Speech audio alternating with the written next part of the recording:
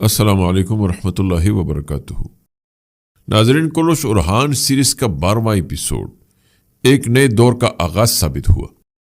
آپ کو یہ ایپیسوڈ کیسا لگا اور آپ کے خیال میں یہ کیوں پچھلے ایپیسوڈ سے منفرد اور الگ تھا؟ کمنٹس میں اپنا تجزیہ ضرور دیں۔ اور جہاں تک آنے والی ایپیسوڈ کا تعلق ہے تو ناظرین، جیسے ہی 13ویں قسط کے پہلے ٹریلر کا آغاز ہوتا ہے تو ہم دیکھتے ہیں کہ اورحان بے اپنی زوجہ نیلوفر خاتون اور چند خاص سپاہیوں کے ہمراہ قبیلے میں داخل ہو رہا ہے، اور اسی لمحے اندازہ ہو جاتا ہے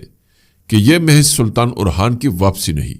بلکہ تاریخ کے ایک نئے باب کی شروعات ہے، کیونکہ اگلی ہی لمحے اورحان بے اس شخص کو رسیوں میں جکڑ کر گھسیٹتے ہوئے سرداروں کے سامنے پھینک دیتا ہے جس کا نام برسوں سے ظلم، خون اور جبر کی علامت بن چکا تھا، یعنی منگول گورنر تیمورتاش۔ اور جب سرداران حیرت، خوف اور خاموشی کے عالم میں ایک دوسرے کو دیکھتے ہیں تو اورحان بے کی وہ للکار سنائی دیتی ہے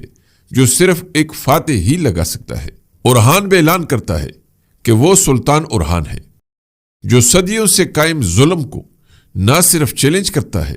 بلکہ اسے اپنے دانش اور طاقت کے نیچے روندنے آیا ہے۔ اور یہی جملہ ہمیں اس بات کی پیشنگوئی بھی دیتا ہے کہ 13ویں قسط میں اورحان بے صرف ایک اعلیٰ درجے کا جنگجو کمانڈر نہیں بلکہ ایک مکمل حکمران، ایک کامل سیاستدان اور ایک فیصلہ کن سلطان کے طور پر ابھر چکا ہے، کیونکہ اورحان بے کا تیمورتاش کو یوں باندھ کر لانا محض انتقام ہی نہیں بلکہ ایک واضح پیغام بھی ہے کہ اس کی سلطنت کو میلی آنکھ سے دیکھنے والوں کا انجام ایسا ہی ہوگا۔ اس منظر کو دیکھ کر ایسا لگا کہ جیسے اورحان بے تیمورتاش کا سر قلم کر دیں گے، لیکن پھر دمیرحان بے کی درسن کے ساتھ گفتگو سن کر لگتا ہے کہ تیمورتاش کی موت شاید اس اگلے قسط میں نہیں ہوگی۔ ناظرین، اگرچہ اورحان بے کافی طاقتور نظر آیا ہے اور اس کا اقتدار بھی بے حد مضبوط ہوتا ہوا نظر آ رہا ہے، لیکن اسی اقتدار کے سائے میں ہمیں ایک اور سازش کے بیج بوئے جاتے دکھائی دیتے ہیں، جو برسا میں اورحان اور کراسی سردار کا بڑا بیٹا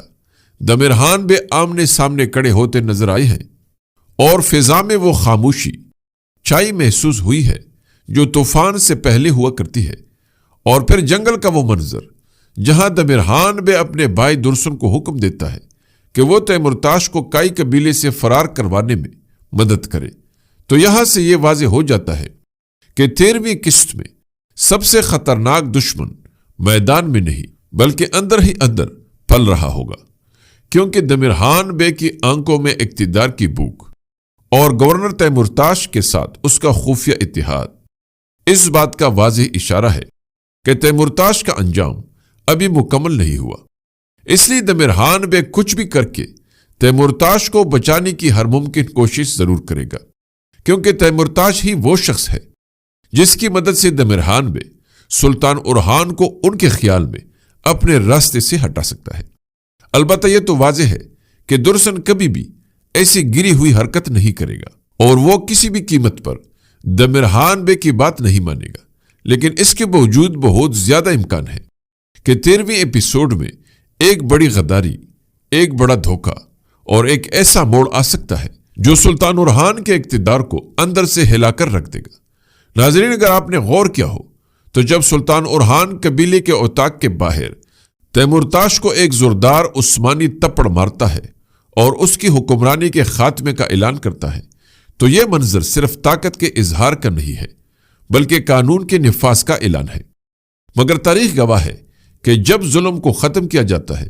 تو اس کی راکھ سے نئی سازشیں جنم لیتی ہیں، اور یہی کچھ ہمیں جنگل کے میدان میں دیکھنے کو ملتا ہے، جہاں اورحان بھی اپنے سپاہیوں کے ساتھ دشمن سے برسرے پیکار نظر آیا ہے، اور اسی میدان میں نیلوفر اور شہزادی اسپورچا کی موجودگی اس بات کی گواہی دیتی ہے کہ اب جنگ تلواروں کے ساتھ ساتھ دلوں، رشتوں اور عزت کی بھی ہے۔ اور جب شہزادی اسپورچا حیرت سے پوچھتی ہے کہ تیمورتاش یہاں موجود ہوگا یہ کون جانتا تھا، اور نیلوفر خاتون کا جواب کہ فلاویوس، علاؤدین اور تم، تو اسی لمحے 13ویں قسط کے سب سے خطرناک چنگاری سلگ اٹھتی ہے، کیونکہ اسپورچا کا غصہ، اس کی للکار اور نیلوفر خاتون کی حد پہچاننے والی بات ہمیں بتاتی ہے کہ آنے والی قسط میں دو عورتوں کے درمیان محض لفظی جنگ نہیں بلکہ ایک ایسا ٹکراؤ ہونے والا ہے جو اورحان بے کی ذاتی زندگی، سیاسی فیصلوں اور مستقبل کی شادیوں پر گہرے اثرات چھوڑے گا۔ اور ناظرین، جب نیلوفر خاتون پہلی بار خود تلوار کھینچتی ہے اور اسپورچا کی تلوار سے ٹکرا جاتی ہے تو یہ منظر ہمیں صاف بتا دیتا ہے کہ 13ویں قسط میں عورتیں محض پس منظر کا کردار نہیں بلکہ فیصلہ کن کردار ادا کریں گی، اور بہت ممکن ہے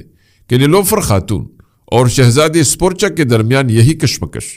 آگے چل کر قبیلے میں اورحان بے کے سامنے پیش کی جائے۔ اسی دوران ایک اور انتہائی جذباتی اور دل توڑ دینے والا موڑ آتا ہے جب شاہنشاہ سردار اورحان بے سے اس کی بہن فاطمہ خاتون کا رشتہ اپنے بیٹے یگت کے لیے طلب کرتے ہیں۔ ناظرین، اگرچہ یہ لمحہ بظاہر خوشی کا ہونا چاہیے مگر فلاویوس کے دل پر بجلی بن کر گرتا ہے، کیونکہ یہاں ہمیں صاف نظر آتا ہے کہ اگلی قسط میں سب سے خاموش مگر سب سے دردناک جنگ فلاویوس کے دل میں لڑی جا رہی ہوگی۔ فاطمہ خاتون کی خاموش رضامندی اور اس کی نم آنکھیں اور فلاویوس کی بے بسی ہمیں اس بات کی پیشنگوئی دیتی ہے کہ فلاویوس یا تو چپ چاپ اپنی محبت قربان کرے گا یا پھر ایک ایسا فیصلہ لے گا جو آئندہ قسطوں میں ایک بڑی بغاوت، ایک بڑی غداری یا ایک خونی انجام کی طرف لے جا سکتا ہے۔ ویسے ان سب کے باوجود بھی لگتا نہیں کہ فاطمہ خاتون اور یگت کی شادی ہو جائے، اور جب ہم فلاویوس کو بازنطینی قلعے میں اپنے والد کا خنجر تھامے سوچوں میں گم دیکھتے ہیں تو یہ خنجر صرف داد کا نہیں بلکہ اس کی ماضی، اس کی شناخت اور اس کے انتقام کی علامت ہے جو کسی بھی لمحے کسی کی سینے میں اتر سکتا ہے۔ لیکن ناظرین، دعا کریں کہ وہ یگت بے کا سینہ نہ ہو۔ اسی تسلسل میں بازنطینی قلعے میں علاؤالدین بے اور فلاویوس کا خفیہ دشمن سے لڑنا اس بات کی علامت ہے کہ اگلے قسط میں دشمن صرف باہر سے نہیں بلکہ اندر سے بھی وار کرے گا۔ اور ناظرین، آخر میں جب علاؤالدین بے اورحان بے کو یہ اطلاع دیتا ہے کہ بازنطینی شہنشاہ نے فوج کی تعینات کی اجازت دے دی ہے مگر شرط یہ ہے کہ سلطان اورحان کو شہزادی اسپورچا سے شادی کرنا ہوگی، تو یہی وہ لمحہ ہوگا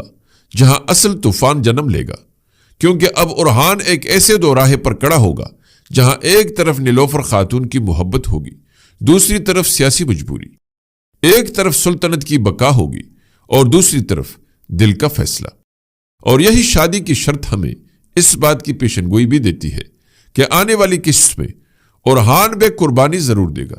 اور ایک ایسا فیصلہ کرے گا جو تاریخ میں لکھا جائے گا، یعنی کہ ناظرین، اورحان بے اور شہزادی اسپورچا کی اس سیاسی شادی کے لیے راہ ہموار ہو جائے گی۔